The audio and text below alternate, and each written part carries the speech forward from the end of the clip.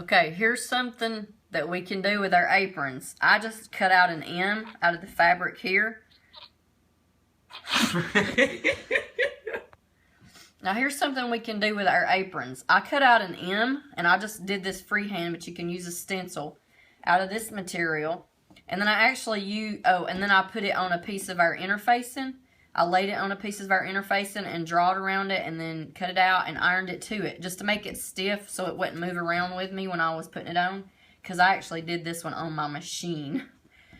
This is a blanket stitch, and so we could do this by hand. And we may do this in class. I'm not really sure how we're going to embroider our aprons or applique on.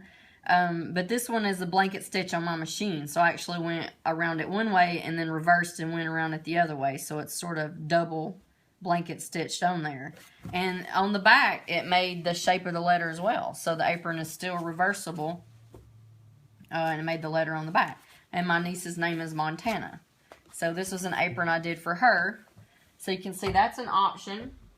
And then here's our other aprons that we made. This one in class and this one that I started on the video and then it cut off. And so we may explore some more things to put on our aprons. But when I first started out, this one, it probably took me 2 hours because I had to figure out how it all went together the first time. So that's how long it may take you. This one went faster. This one went even faster.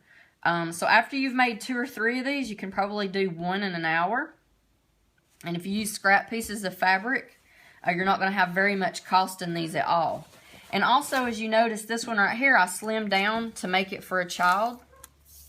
So it's actually only 22 inches wide. And, you know, I was telling y'all most fabric comes in 45 inches wide.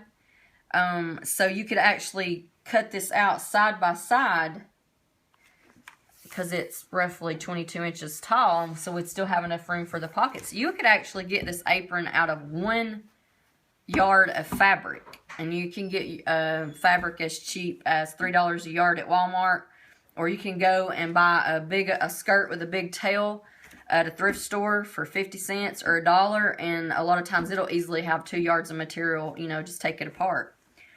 So you could actually make these and make these and sell them for money. It'd be very easy to sell these for $10 a piece. And if you could keep your material down to $1 to $3 in your fabric, this would be a great money-making project for some of you girls. You could take these to craft shows. So about 3 hours, and you could have 3 aprons. So gifts, money-making thing, all kinds of things these aprons could be for.